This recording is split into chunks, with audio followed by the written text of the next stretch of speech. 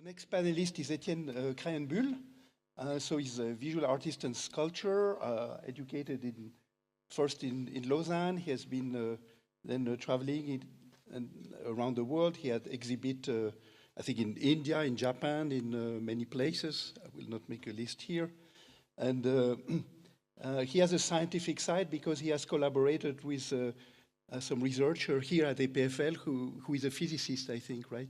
Yes. And works on it could be also material science, but he was in the physics department working on the memory of shapes, and other aspect, a very deep aspect of material science. He will speak in French. I hope it's okay, and maybe if necessary, I will summarize a few things. But this contribution will be in French. Merci. Okay. Merci. Bonjour et merci à Marc pour cette invitation un peu surprise. C'est vrai que le monde des mathématiques m'est un peu étranger, mais même complètement, mais par certains biais, je touche à travers la matière à des préoccupations qui peuvent être, par moments, ça a été 16 ans de collaboration avec Rolf Gotthard, ici à l'EPFL. Alors, finalement, pour cette présentation, je me suis dit, qu'est-ce qui peut amener mon travail à la simplicité des formes archétypales comme le carré, le cube, la sphère, le cercle, etc. Et ce qui s'est passé dans mon travail, c'est que j'ai commencé très très jeune à être passionné de la matière. Et la matière sur principalement le métal. Et dans le métal, il y a transformation, il y a changement, il y a fusion, il y a vraiment tout un univers autre que simplement l'esthétique.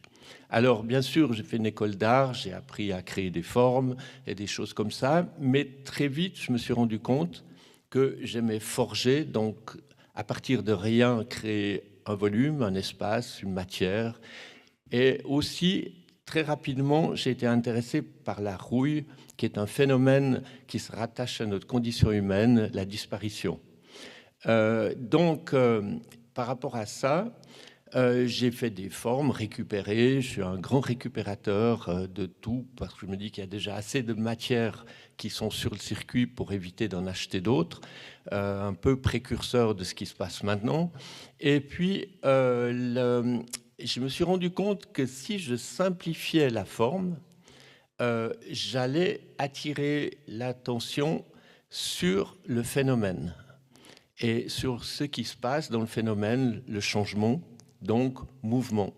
Et donc j'ai commencé à travailler le carré, le cube, et j'ai mis en scène des interventions artistiques qui étaient diverses. C'est-à-dire que j'ai mis des objets qui changeaient de couleur, de matière avec le temps qui passe.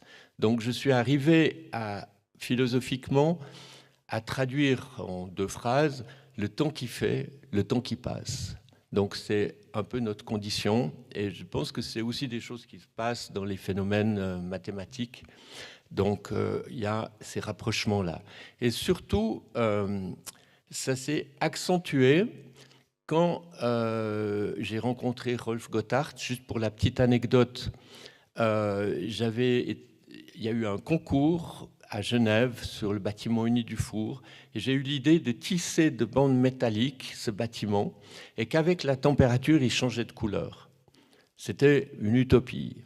Et j'ai contacté Rolf Gotthard qui m'a dit on peut changer la forme, d'où le titre de ma présentation, Shape Memory, mais la couleur, c'est pas tellement à travers le métal, c'est d'autres phénomènes comme les cristaux liquides qui m'intéressaient pas vraiment. J'avais envie qu'une matière change par elle-même dans sa structure, comme la rouille passe du métal qui peut être blanc quand il est en fusion jusqu'à disparaître en poussière brune, et voilà. Et avec Rolf, pendant 16 ans, on a mis en application ces phénomènes mathématiques et physiques dans la matière. Et petit à petit, je suis entré dans le langage à l'intérieur de la matière pour utiliser ses propriétés, par exemple, super élastiques. Et là aussi, j'ai été confronté à... Je vais peut-être changer de slide. Voilà. J'ai découvert qu'en suspendant des pièces avec ces fils en nickel titane super élastiques, quand je les mettais en mouvement, il se passait quelque chose de différent que si on utilise du nylon, de l'acier ressort et comme ça. Et au fil et à mesure, dans ces propriétés, j'ai commencé à créer des pièces, et celle-ci, c'est la plus monumentale, c'est la plus représentative de mon travail. C'est 4 tonnes de métal, c'est 1600 pièces, et puis quand elles sont condensées, c'est-à-dire qu'on met une corde qui les serre et qu'on coupe cette corde, on a l'effet de concentration de la matière et de dispersion, d'extension. Et ça nous rappelle quand même un phénomène qui est l'origine de notre univers, le Big Bang. Et comme je ne voulais pas de malentendu avec le monde scientifique, je l'ai appelé Bing Bang parce qu'effectivement, il est très, très sonore. Je ne sais pas s'il y a le son ici. Oui.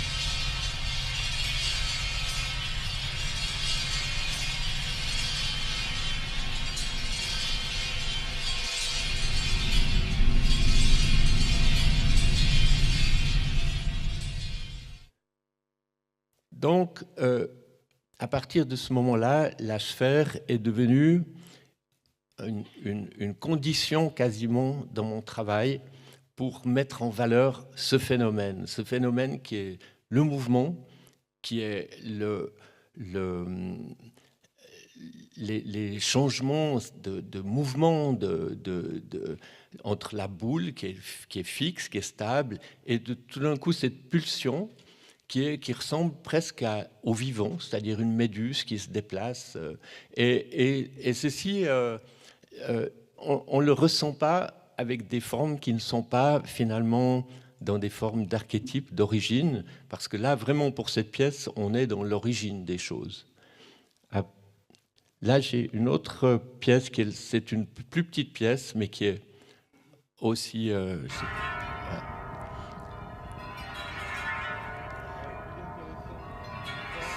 Cette pièce montre vraiment ce côté de vie, de mouvement comme ça. Après, cette pièce ici, c'est celle qui est juste à côté, au pavillon. Et c'est j'ai changé, je ne suis plus dans le métal, je suis dans le bois. C'était une condition pour être à l'EPFL de ne pas avoir une pièce trop sonore pour ne pas déranger les têtes pensantes. Et ça m'a ouvert, si vous voulez, ce travail. On est dans un bâtiment japonais et ça, le bois a ouvert, c'est comme si ces cloches étaient des grandes cloches qui étaient la chrétienté.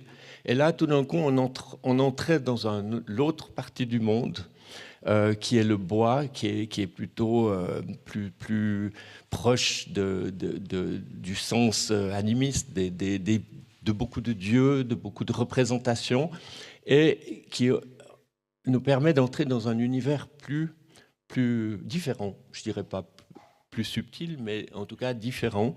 Et c'était aussi une chance.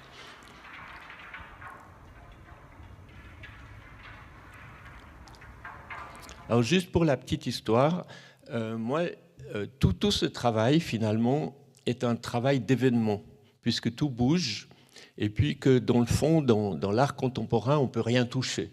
Donc mon art, s'il n'est pas traité comme un événement, il n'est qu'une représentation statique et un petit peu frustrante.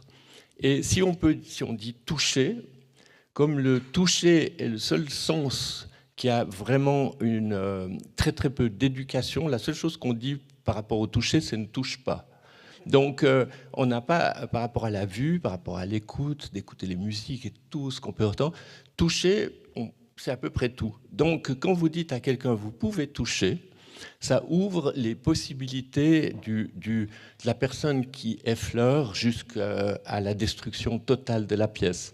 Donc pour moi, ça a été une réflexion de me dire que si je veux aller au bout de ce travail et de dire on peut toucher, je dois me préparer à entrer dans d'autres paradigmes que simplement l'œuvre d'art en musée qui est posée comme sacrée. Pour terminer, je dirais que la sphère, je l'ai traitée de différentes manières à travers toutes ces années de sculpture. Et finalement, justement, la sphère, c'est notre habitation, c'est notre terre. Et la sculpture qui resterait des phénomènes physiques ou esthétiques ou comme ça, tout d'un coup trouve un ancrage par le simple fait que si on parle terre, on parle humanité. Et dans l'humanité, il y a les phénomènes qu'on retrouve de légèreté, gravité, qu'on ressent dans mon travail, les dichotomies qui nous poussent entre la douleur et le bonheur, etc. Et je continue de travailler ce thème-là et j'arrive à des choses très actuelles par rapport à notre planète. C'est notre planète se plastifie. Et comme j'ai toujours beaucoup aimé les jeux de mots, je trouve que le ton s'emballe est assez magnifique parce on le sent actuellement tous, qu'il y a un emballement de la société, de notre humanité qui fait que c'est dommage finalement que l'être pense parce qu'il complique tout, quoi. Ce serait vraiment très simple qu'il soit soumis et on serait très heureux. Peut-être qu'on y arrivera quand même, mais ça n'empêche pas que ce qui est magnifique dans la vie, c'est toujours le grain de sable, parce que le grain de sable permet la pluie, le grain de sable permet les nouveautés, et puis il y a une peur du grain de sable, parce que voilà, et quelque part, moi je continue, que ce soit des recherches sur le grain de sable ou sur la terre, parce que je me sens de plus en plus rattaché à vraiment cette planète qui nous retient, et puis nous, on est finalement, si on veut finir la présentation, c'est notre origine. Voilà, je vous remercie.